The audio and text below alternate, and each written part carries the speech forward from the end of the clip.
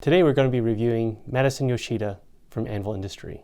Anvil Industry makes this model as part of its Afterlife series. So she's a special character model, so she's a named model.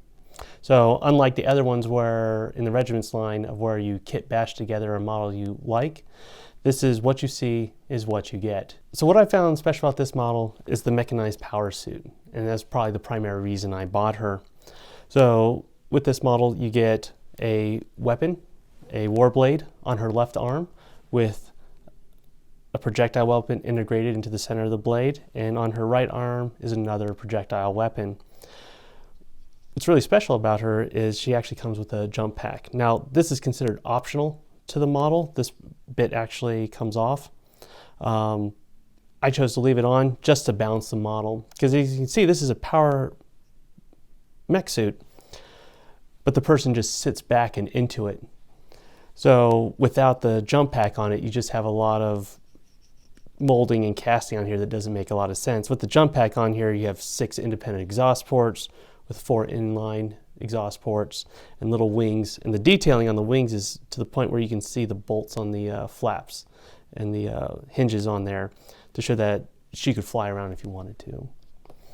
Now, what's different about it, it is a female model. And even though it's encased in armor, you can still tell it's a female model. And you have 2 options for heads, one with helmet and one without helmet. I chose the helmeted option. What's normally special about Anvil Industry models is that they sculpt female characters in realistic proportions.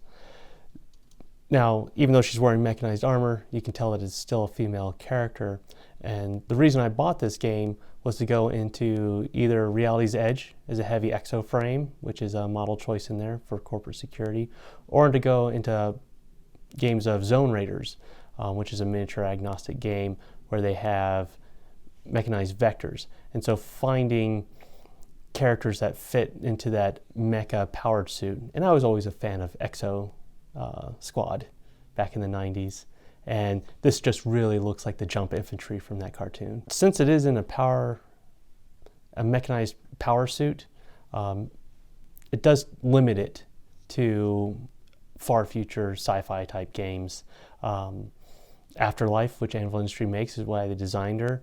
Reality's Edge and Zone Raiders are the newest, but Infinity is also a miniature agnostic game, so you could throw her in there. She's designed for 28mm scale, but since she's in a mechanized power suit, what's convenient about that is normally when you put 28mm heroic scale and 28mm true scale next to each other, you can see the difference in the chunkiness of the hands, the limbs, the weapons. But since she's encased in power armor, any visual discrepancies you can just wipe away because it's like, well, of course she looks bigger. She's in power armor. She's actually the right size on the inside of the suit. So that's why this model could fit into some of the futuristic true scale models that are done in metal, or in some of the GW or Anvil Industry 28mm heroic scale models. So currently Anvil Industry only sells their models through their website. So that means you've got to order it from the UK. Now she does come in at $13.51 under the current exchange rate, which is a good price for a resin model this size. But when you order from Anvil Industries, you'll be paying about $6.50 in shipping and handling costs. So if you're going to buy from them, buy a lot. I'm sure they appreciate that too. But the idea is that their shipping and handling doesn't change. It's a one-time cost, so the more models you get to spread it over the cost per models. That's why I always buy in bulk from them. Well, thank you for joining us today at Miniature Wargaming Labs. I hope you enjoyed this review, and we'll talk to you later.